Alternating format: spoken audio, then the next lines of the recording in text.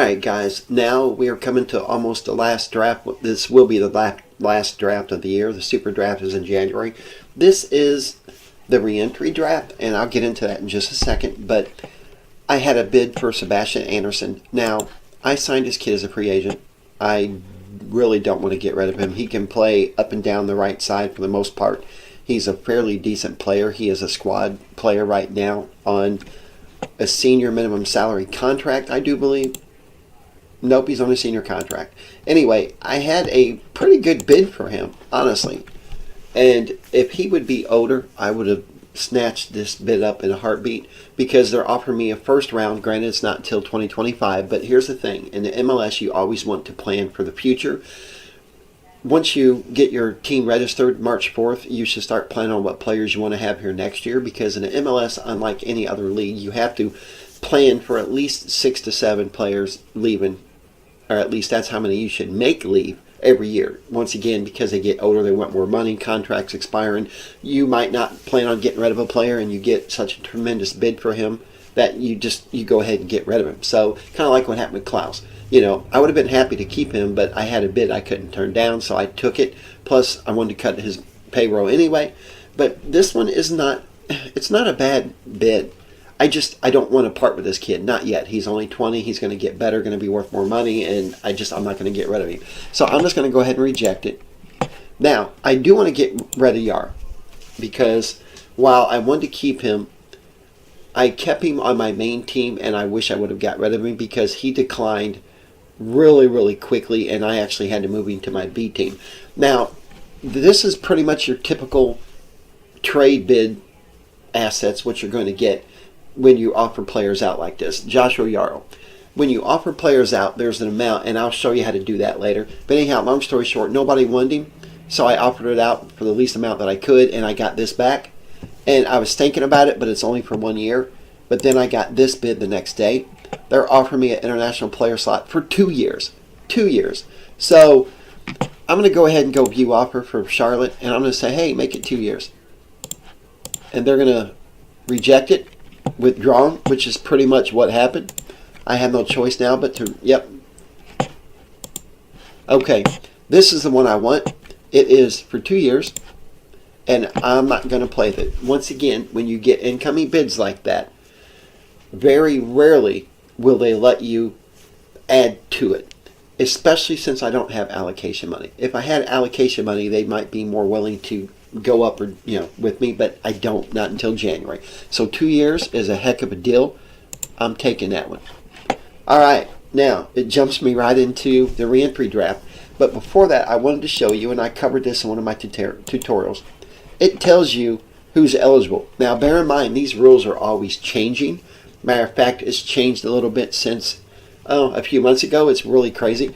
But it tells you who's eligible for and why. So just to let you know. And once again, this draft, in my main save, they had Mendez in there, who's an awesome central midfielder. He's not here in this draft. So that's what I'm saying. It's just hit or miss on what players are going to be there.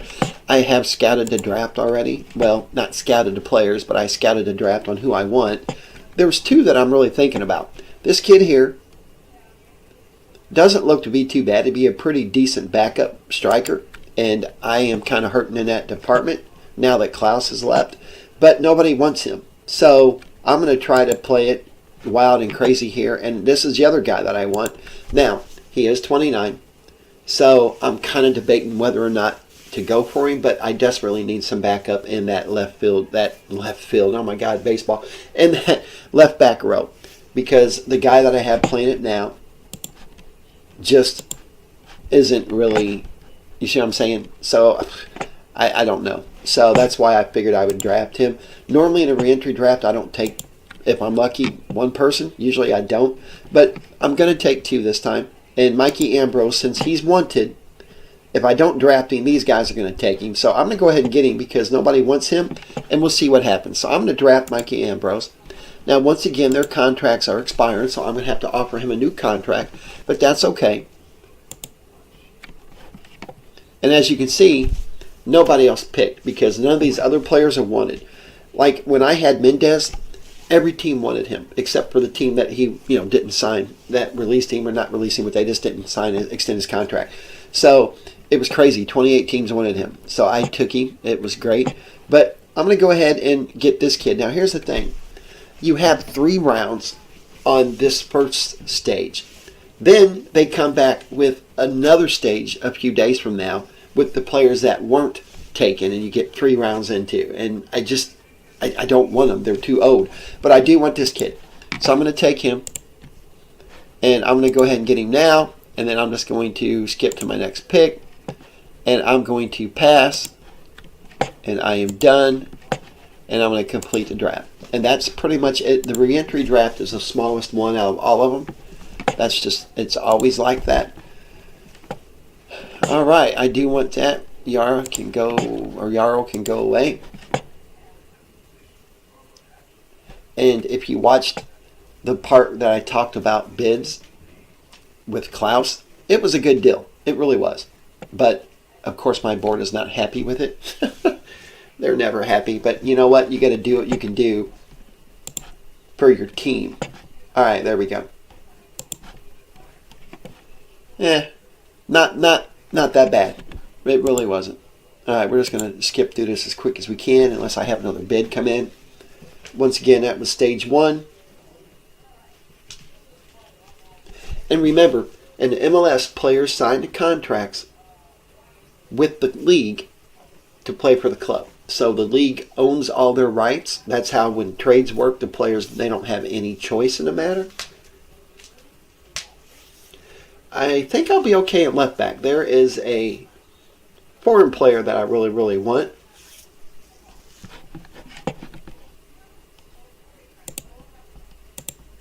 There we go. Remember how he was $550,000 on a contract, and now he's not. He's $199, so that's good. All right, I'll have to check this out. I'm not too worried about that right at the moment. And I didn't even set up training. I'm just trying to hurry up and get here.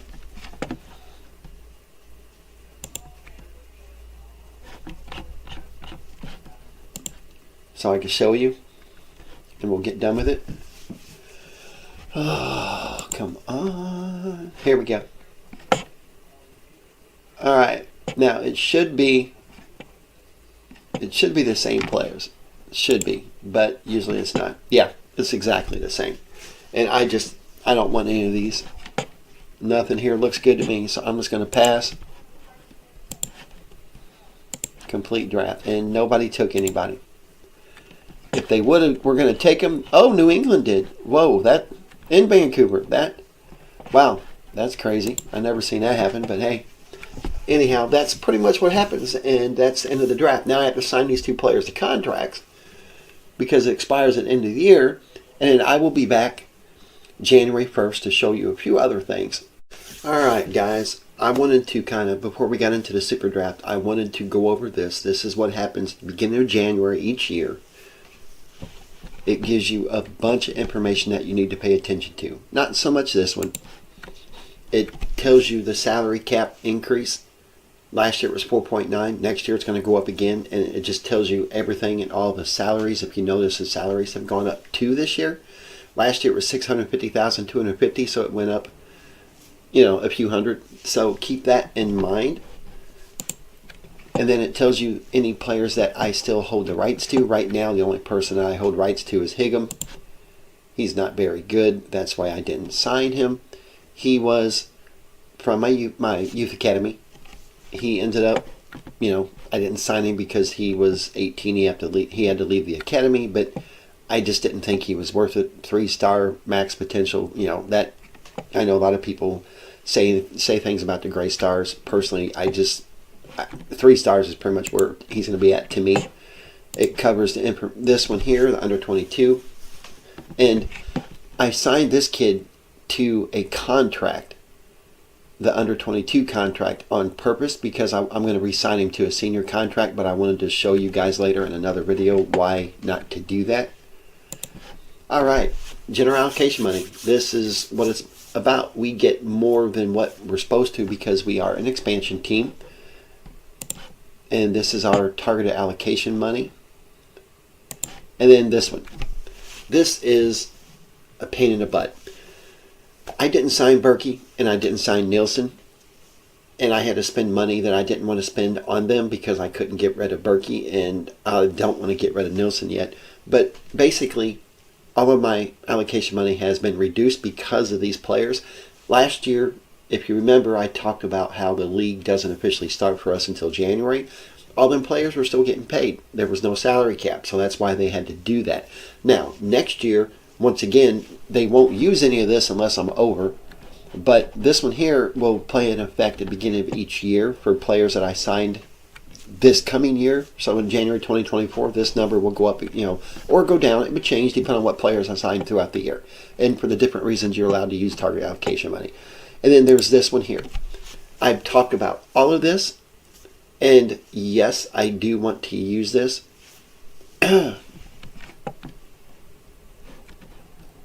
We will not have to buy it for a young DP, but right now I don't have a young DP, but when I get it, I'll get that money back. So yeah, I do want it. All right. Here's a mock draft. I remember I have 3 first-round draft picks, spot 1 and 2, which is awesome. Now, I'm going to flaunt my number 1 pick and see if I get any hits. And my mainstay, I had a first pick, and I had a 6th pick, and I had like a 21st pick. So if I could get rid of that one and get like the 3rd and like maybe a 20th or something, then I'll do that. Then I could do different things like that. But anyhow, here's what they expect me to do. Just your typical stuff. And then now the start of the transfer window and the start of the loan window. And now the fun really begins, and the Super Draft is 10 days away. But I wanted to show you basically this here. This is the problem because I had $3 million of allocation money, and now I don't. I have $1,394,000. It is what it is. Now, when I hit continue, this will go down to on the amount that I used, but I wanted you to understand that.